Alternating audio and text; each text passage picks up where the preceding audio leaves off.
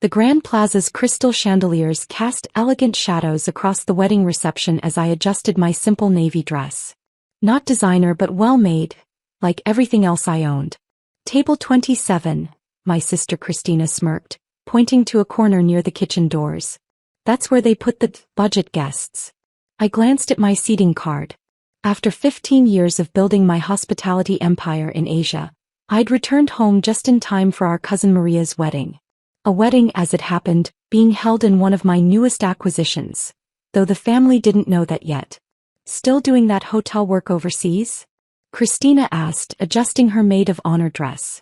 Managing reservations or something? Something like that, I smiled, watching the staff's practiced movements. They hadn't been informed of my arrival. I preferred to observe operations naturally first. At least you made it back for the wedding, Mom sighed, approaching with her signature look of elegant disappointment. Though you could have helped with the planning. Christina handled everything with the hotel. I bet she did. I'd seen the contract, overpriced and underdelivered, thanks to a sales manager who would be having a very interesting performance review tomorrow.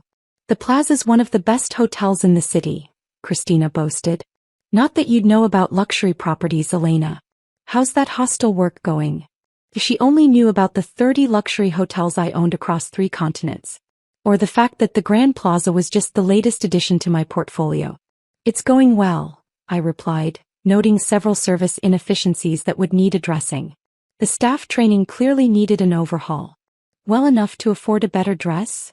Mom whispered, eyeing my non-designer label. Christina's Vera Wang was featured in Modern Bride. My phone buzzed. Another alert about our latest acquisition in Dubai. A $2 billion property that would redefine luxury hospitality in the Middle East. But here I was, being pitted at table 27. The Plaza doesn't usually host such modest guests, Christina continued, watching me sip water instead of champagne. But Maria felt obligated to invite everyone. The hotel manager rushed past, frantically directing staff. He hadn't recognized me yet. None of them had. The acquisition had been finalized through proxies. The ownership transition kept deliberately quiet. Did you know they have a 2-year waiting list for weddings here? Mom bragged. Christina's connections barely got us in. They don't usually work with our budget, but... The owner made an exception? I suggested mildly, checking another message about the Dubai property. Exactly. Christina beamed. Though no one seems to know who owns it now. Some overseas investment group. Rivera Global Holdings, actually. My company. The one I'd built from scratch while they thought I was just working in hotels. Speaking of work, Mom started. Christina's husband knows someone hiring front desk staff. I'm doing fine, I said quietly, watching the wedding planner struggle with a seating crisis. Tomorrow the entire staff would learn that the guest they'd banished to table 27 was actually their boss. The wedding reception was in full swing when the first hint of my identity surfaced.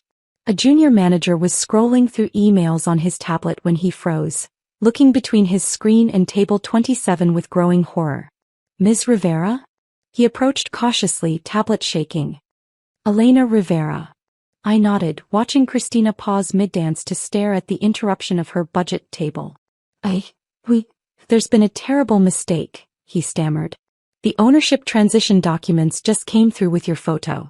You're the new owner, I confirmed, standing as the hotel's general manager rushed over, his face ashen. Though I must say, table 27 has provided an interesting perspective on our service standards. The music seemed to fade as whispers spread across the ballroom. Christina's perfectly curled hair wilted as she watched the hotel's entire management team converge on her embarrassing sister. Madam, the general manager was nearly crying. If we had known the owner was attending, you would have treated me differently? I raised an eyebrow. Like you treat all guests at table 27? Mom's champagne glass slipped, spilling across her designer dress as more details emerged. The daughter she thought needed help finding front desk work owned not just the Grand Plaza, but 30 other luxury properties across the globe. Your sister owns the hotel? Maria's new husband whispered to Christina, who had collapsed into a nearby chair. Hotels, plural, my assistant corrected, appearing with a portfolio. The Plaza is just the latest addition to Ms. Rivera's collection. Though after tonight's service observations, Some management changes may be necessary. The wedding planner who'd dismissed my suggestions earlier now stood frozen, watching her career flash before her eyes. The sales manager who'd overcharged my family was attempting to blend into the wallpaper. But you work in hotels, Mom stammered. I own them, I corrected, accepting a tablet with the plaza's current performance metrics, along with resorts, restaurants, and luxury properties across 3 continents. Though based on tonight's observations, the plaza needs significant improvements. Christina's connections for booking the venue suddenly seemed very small as the staff scrambled to relocate me to the owner's private table, which I declined. I prefer table 27, I smiled. It's given me excellent insight into how we treat our budget guests. The general manager looked ready to faint. The table assignments were a terrible mistake. No, I cut in smoothly. They were very illuminating. As was the overpriced wedding package, the subpar service, and the clear hierarchy of guest treatment. All things that will be addressed in tomorrow's management meeting. Mom's carefully maintained composure cracked as she watched the hotel staff defer to her underachieving daughter. All those years overseas were spent building Rivera Global Holdings, I nodded, pulling up our company's portfolio on the ballroom's display screens. Currently valued at $12 billion with properties in 14 countries. The wedding guests stood stunned as images of my luxury hotels filled the screens. Each property more exclusive than the plaza, each one evidence of what I'd built while they thought I was just working in hospitality. The Dubai property opens next month, my assistant added.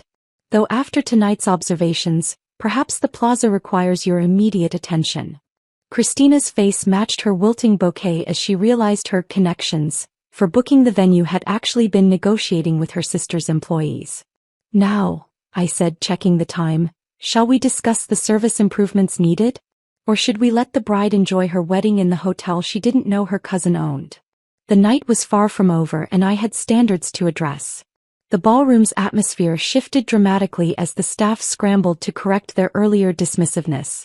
The manager who'd assigned me to table 27 was frantically reviewing security footage, probably counting how many times he'd walked past the owner without acknowledging her.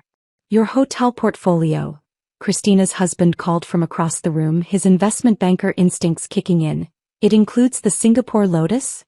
The hotel your firm tried to acquire last month? I smiled. Yes. Along with the Monaco Grand and the Dubai Crescent. Though those were purchased through shell companies, we prefer to stay quiet about ownership transitions. Christina's face went from pale to ashen as she realized her husband's biggest failed deals had been blocked by her budget sister. But you never mentioned, Mom began weakly, that I was building the fastest-growing luxury hotel group in Asia? I finished, accepting another tablet displaying our latest acquisition targets. You were all too busy bragging about Christina's wedding planning business to ask. The wedding planner in question was now hovering nervously nearby, probably realizing her biggest client was actually my employee. The service inefficiencies, I continued, pulling up the plaza's performance metrics, will need immediate attention. Starting with our policy on guest classifications and table assignments. The general manager nodded frantically, making notes. Of course, Ms. Rivera. We had no idea. That's rather the point, I cut in smoothly. Every guest should be treated like the owner, not just those in designer dresses. Mom's social circle had gathered at the edges of the dance floor, watching their friend's disappointing daughter reveal herself as the power behind their favorite luxury venues. Your sister's little hotel job, one of them whispered to Christina. It's actually a global luxury hospitality empire, my assistant finished. One that just acquired 3 more properties this morning. The contracts are waiting for your signature, Ms. Rivera. Christina's perfectly planned wedding spectacle had been upstaged by the revelation that her embarrassing sister owned the venue, and about 50 others like it. The plaza's renovation plans, I announced, pulling up the designs on the ballroom screens, will begin next week. Though perhaps we should wait until after the wedding to discuss the complete management overhaul. The staff that had dismissed me earlier now stood at attention, watching their owner calmly sip water at the budget table while reviewing their employment futures on her tablet. Now, I said, noting another service failure, Should we discuss why the couple at table 28 has been waiting 10 minutes for their entrees? Or would you prefer I continue my anonymous observations? The night was still young and I had an entire hotel's worth of improvements to plan. As the wedding reception wound down, I stood in the plaza's private owner's office. My office, watching the city lights sparkle through floor-to-ceiling windows. The hotel's senior staff stood nervously behind me, while my family hovered near the door, still processing the evening's revelations. The plaza will be undergoing significant changes, I announced, pulling up the renovation plans on the wall-mounted displays. Starting with our service standards and guest classification policies. The screens filled with images of my other properties. The Singapore Lotus with its floating gardens, the Monaco Grand's underwater suites, the Dubai Crescent rising like a golden moon above the desert. From my position at the window, I could see Christina in the reflection, her maid of honor dress suddenly seeming overdressed among the subtle elegance of true luxury hospitality. Mom's social bragging about her successful daughter's wedding planning business had fallen silent. Your sister's hotels, the general manager explained reverently to my family, set the global standard for luxury hospitality. Plaza's was rather behind the times. A situation that will be remedied immediately, I added, turning to face the room. Though perhaps table 27 should remain exactly as it is, as a reminder of how not to treat any guest. The staff shifted uncomfortably as I pulled up the evening service footage. Sometimes the best lessons come from the most uncomfortable moments. The girl who was just working in hotels, I concluded, meeting my family's stunned gazes, was actually redefining what luxury hospitality means. Because sometimes the greatest achievements happen quietly, far from designer dresses and social media posts. The night lights of the city played across the office walls. My office, my hotel, my empire. The quiet sister in the simple navy dress had just revealed herself as the most powerful person in the room.